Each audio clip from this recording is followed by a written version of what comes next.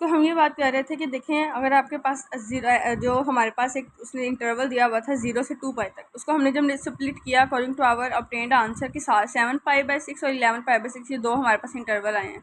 अगर हम इससे पूरे इंटरवल को इस तरह से ब्रेक कर दें कि 0 से 7 पाई बाई 6, 0 से 7 पाई बाई 6, देखो 7 पाई बाई 6 पे आपको आंसर मिलेगा पॉजिटिव का, और जैसे ही वो 11 पाई बाई 6 और उसकी बाउंड्री में जो है वो इंक्लूड होगा जाएगा हमारा फंक्शन, तो वो नेगेटिव में आंसर आपको देगा। तो सिमिलरली मैंने उसको इस तरह से ब्रेक किया कि मेरे पास 0 x जो है वो ग्रेटर दैन इक्वल टू 0 और वो लेस दैन 7 पाई बाई हो, और उस 7 पाई बाई से 11 pi by 6 less than equal to लेके जा रही हूँ।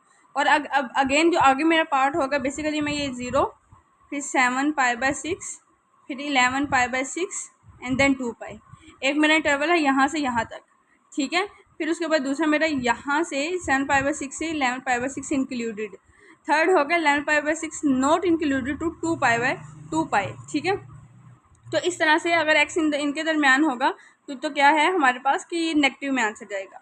ओके, अब हमने एक पूरे अपने गिवन इंटरवल को 3 इंटरवल में स्प्लिट कर लिया। जैसे ही उसने हमें कहा था कि आपने स्प्लिट करना है और पीस वाइज फंक्शन को जो भी आपको दिया होगा, तो एफ पॉजिटिव ऑफ एक्स तो ये आ गया। एफ नेगेटिव ऑफ एक्स का आपको पता क्या फॉर्मूला होता है, maximum of minus F of x into 0। F minus लगाएंगे एफ ऑफ एक्स, पूरे के पूरे टर्म के साथ माइनस लगाना है। कैसे, अब देखें यहाँ पे x जो है वो ग्रेटर दैन 0 है, ठीक है। अगर ये जो है ग्रेटर दैन 0 है तो यहाँ पे अब एफ ऑफ माइनस एक्स के साथ ये पॉजिटिव एक्स के हमारे पास पूरा का पूरा फंक्शन है, और नेगेटिव एक्स में क्या होगा कि ये दोनों पॉइंट 0 होंगे, यहाँ पे कोई ना कोई वैल्यू लाई कर रही होगी, ठीक है। तो ये देखें ऐसे किया 0 और ये 0 से 7 पाई बाई एक्स दोनों नोट इंक्लूडेड है, फिर दोनों पे नेक्स्ट दोनों इंक्लूडेड होंगे तो माइनस का आंसर और अगेन 0, यानी कि एक मैंने नेगेटिव का बना लिया अपना फंक्शन और एक पॉजिटिव का बना लिया, ठीक है। अब हमें ये चीज़ तो पता है कि एफ जो है वो F positive minus F negative के इक्वल होता है। अब मैं जब एब्सोल्यूट वैल्यू लूँगी या मैं अगर ये इंटरवल की बात करूँ तो सबसे पहले इंटरवल था मेरे पास 0 से x और x से 7 पाई बाई 6, और वहाँ पे हमें आंसर मिला था अकॉर्डिंग टू द जो हमने पीस वाइज फंक्शन बनाया उसके अकॉर्डिंग 1/2 साइन x, ठीक है। और इंटरवल अब अगर आपके पास 7 पाई बाई 6 से 11 पाई बाई 6 के दरमियान हो, यानी कि दरमियान वाला हो इंटरवल, तो उसके ऊपर अब हम ये वाला फंक्शन जब अप्लाई करें तो उसका आंसर आपके पास क्या आया था, एफ पॉजिटिव ऑफ एक्स का आंसर 0 माइनस, अब देखिए इसकी बात कर रही हूँ मैं, यहाँ पे आपको ये 0 मिला है, ठीक है, और इसका आपका ये इंटरवल मिला है, इन दोनों को कंबाइन कर रही हूँ। इधर से पहले इसकी उठाऊंगी माइनस इसकी फर्स्ट टर्म, फिर इसकी सेकंड इसकी माइनस फर्स्ट टर्म। क्यों माइनस कर रही हूँ, क्योंकि मैं जो ऑपरेशन अप्लाई कर रही हूँ वो F plus minus F of negative है, ठीक है। तो हमने इसलिए यहाँ से हमारे पास आंसर आया 1/2 plus sign x, 1/2 plus sign x, ठीक है। ये किसके इक्वल है, ये तो एफ के इक्वल है। थर्ड इंटरवल की बात करेंगे, again F positive of x का थर्ड वाली वैल्यू और एफ नेगेटिव ऑफ एक्स की थर्ड वाली वैल्यू पीस वाइज फंक्शन की उनको माइनस करेंगे, आपके पास अगेन आंसर एफ आ रहा है। यानी कि तीनों केसेस में आपने इंटरवल जो भी लिया आपने अलग अलग पीस वाइज फंक्शन तो बना लिए, लेकिन आपके पास आंसर क्या है, एफ ही आ रहा है। तो हमारे पास ये चीज़ तो जो है वो सेटिस्फाई हो गई है कि इंटरवल कोई भी हो आपके पास ये चीज़ सेटिस्फाइड है। तो हमने यही प्रूव करना था कि आपके पास इंटरवल देखें जैसी जो मर्जी हो, इसी तरह से हमने एब्सोल्यूट वैल्यू को भी जो है वो प्रूव कर दिया।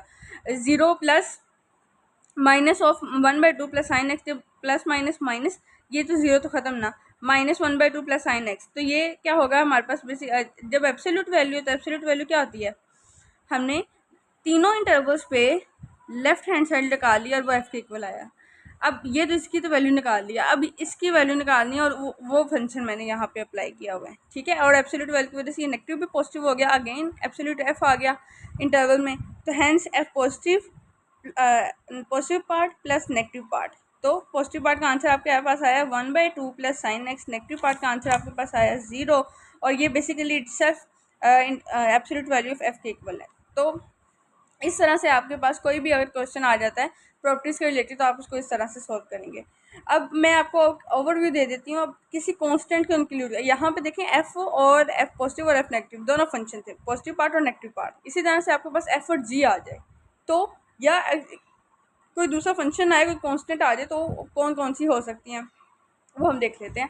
सबसे पहले देखें ये आपके पास एफ और जी यहाँ पे दो फंक्शन हैं, ठीक है। और आपको मैं एक बात बता दूं कि ये जितने भी अब हम प्रॉपर्टीज़ कर रहे हैं ना, ये सारे के सारे रियल वैलिड फंक्शन के ऊपर सेटिस्फाइड है। बट आपके पास एक 6 या 7 गालबन एक प्रॉपर्टी आएगी एफ प्लस जी की, वो एक्सटेंडेड रियल वैल्यूड फंक्शन पे जो है वो एप्लीकेबल नहीं होता। बाकी ये सारी प्रॉपर्टीज़ जो हैं वो एक्सटेंडेड रियल वैल्यूड फंक्शन के ऊपर भी एप्लीकेबल होती हैं। The first one is F plus C is measurable. F plus C के अकॉर्डिंग जो भी आपके पास जो भी आपको ये गिवन दिया होगा उसके ऊपर मेजरेबल फंक्शन की डेफिनेशन को उसके अकॉर्डिंग आपने मॉडिफाई करके लास्ट में बस आपने ये लिखना है कि ये greater than equal to this term. किस तरह से? एफ यहाँ पे मेजरेबल फंक्शन, सी क्या है? कोई भी रियल नंबर है। अब आपको पता है कि f plus c simple f of x के लिए जो मेजरेबल की डेफिनेशन होती है ना वो ये होती है, ठीक है। अब आपके पास फंक्शन एफ प्लस सी, एफ पे जहाँ पे एफ प्लस सी आएगा बाकी सारे फंक्शन को वैसे ही लिखूंगी। अब मैं इसको जब इसको ओपन करूँगी तो f of x c of x, तो सी जो रियल नंबर है वो तो फंक्शन के ऊपर कोई इफेक्ट नहीं डालेगा, तो वो ग्रेटर देन अल्फा आ गया। अब ये सी दूसरी साइड पे जाके माइनस का, तो अल्फा माइनस सी ये आ गया। अब अल्फा माइनस सी ये भी एक रियल नंबर है। हमने क्या किया, डेफिनेशन ये कहती है कि मेजरेबल फंक्शन कोई भी तब होता है जब वो ग्रेटर देन अल्फा होता है, यानी यहाँ पे कोई रियल नंबर होता है। यहाँ पे एफ ऑफ एक्स होना चाहिए। तो आपके पास जहाँ पे यहाँ पे कोई भी कॉन्स्टेंट होगा उसको दूसरी साइड पे लेके जाएंगे तो रियल नंबर्स को आपस में प्लस करें, माइनस करें, डिवाइड करें, मल्टीप्लाई करें, आपके पास रियल नंबर ही रहना है। तो यहाँ पे एक रियल नंबर में माइनस हो रहा है तो अगेन आंसर तो रियल नंबर ही होगा। तो हमारे पास रियल जो मेजरेबल फंक्शन है उसकी डेफिनेशन फुलफिल हो गई है। हेंस कि एफ प्लस सी वाला जो हमारे पास फंक्शन लिया था हमने वो एक मेजरेबल फंक्शन है। सिमिलरली फॉर सी एफ, यहाँ पे कॉन्स्टेंट क्या हो रहा है? मल्टीप्लाई हो रहा है। सी ज़ीरो भी हो सकता है, ग्रेटर देन ज़ीरो भी हो सकता है, लेस देन ज़ीरो भी हो सकता है। तो अगर तो ज़ीरो है तो ये मेजरेबल फंक्शन की डेफिनेशन जो है वो तो ईजिली जो है वो सेटिस्फाई होगी। अगर ग्रेटर देन ज़ीरो है तो क्या होगा? सी जो है वो दूसरी साइड पे जाके डिवाइड तो होना ही होना है। तो आपके पास अगर ग्रेटर देन ज़ीरो तो इसकी अगेन रियल नंबर है फंक्शन, फिर भी हमारे पास क्या होगा? मेजरेबल। यहाँ पे ग्रेटर देन की ही इक्वलिटी आनी चाहिए। अगर आपके पास सी नेगेटिव का है, आपके पास अब देखें सी नेगेटिव का है तो यहाँ पे क्या हो गया? एफ ऑफ एक्स के क्या है कि लेस देन, अब नेगेटिव नंबर है ना, दूसरी साइड पे जाके डिवाइड होगा तो जाहिर सी बात है इनइक्वालिटी तो चेंज हो जाएगी। ये भी क्या है, ये अगर हम कहें कि ये तो मेजरेबल की डेफिनेशन ही चेंज हो गई है, लेकिन जो थ्योरम हमने 1.2 किया था वो आप प्रीवियस वीडियो में भी देख सकते हैं।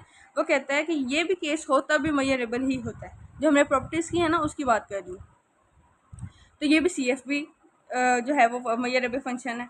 सिमिलरली एफ प्लस जी है, आप स्क्रीनशॉट ले लें, सिमिलरली सेम चीज़ें हैं, ठीक है। ये एफ प्लस जी के लिए this is the F plus G वाला पार्ट, ठीक है। एफ प्लस जी को आप करेंगे, दो फंक्शन सेपरेट करेंगे, alpha minus g of y करेंगे, ठीक है। तो अब वाई अगेन कोई इंटरसेक्शन में से अप्लाई कर देंगे, दो मेजरेबल फंक्शंस का इंटरसेक्शन अगेन क्या होता है? एक मेजरेबल फंक्शन होगा। ये इफ एंड ओनली की कंडीशन है। This is the converse part of the function, right. I am going to give you the overview of the remaining characteristics. C F of Y greater than alpha minus G, मैं वही बता रही हूँ। कोई भी आपके पास function हो, आपने एक से फंक्शन को दूसरी फंक्शन के लिहाज से सेटिस्फाई भी करेंगे तो आपके पास फंक्शन मेजरेबल फंक्शन की आएगी। Countable union of measurable function is a measurable function. Similarly for g minus f, keep in mind कि जी प्लस एफ की जो है वो एक्सटेंडेड रियल वैलिड फंक्शन के ऊपर जो प्रॉपर्टी है वो सेटिस्फाई नहीं हो सकती। इसी तरह से एफ स्क्वायर लिख दें या एफ डॉट एफ हो, ये आपको एम सी क्यू उसके ये बहुत कम आता है कि शॉर्ट में ये इस तरह से पूछे जा सके। लेकिन आपको पता होना चाहिए कि दो फंक्शंस का मल्टीप्लिकेशन प्लस माइनस जो भी है वो मेजरेबल ही होंगे। तो लाइक वाइज एफ स्क्वायर में क्या किया हमने, जब दोनों साइड पे स्क्वायर रूट लेंगे तो स्क्वायर रूट अल्फा अगेन एक रियल नंबर है तो अगेन हमारे पास क्या है कि वो मेजरेबल फंक्शन ही है। सिमिलरली फॉर एफ जी, ठीक है, एफ जी के लिए भी हमारे पास यही आएगा। Here is the remaining part of fg, then f और g इस स्थान को पढ़ते हैं। और अगेन इसको क्या किया हमने, पीस वाइज फंक्शन में लिखा, बल्कि उसने गिवन दिया हुआ है पीस वाइज फंक्शन में लिखा। अब आपके पास जब ये दो तरह के केस हो, दो फंक्शन हो, आपने क्या करना है, इन दो फंक्शंस को और को आपने यूनियन की फॉर्म में एक्सप्रेस करना है। ये भी क्या है, मेजरेबल हमने फाइंड किया, ये भी क्या है, मेजरेबल हमने फाइंड किया। दो मेजरेबल का union again measurable, hence F और जी भी मेजरेबल है। एफ एंड जी में आप इंटरसेक्शन लिखेंगे, दो मेजरेबल का इंटरसेक्शन भी मेजरेबल होगा।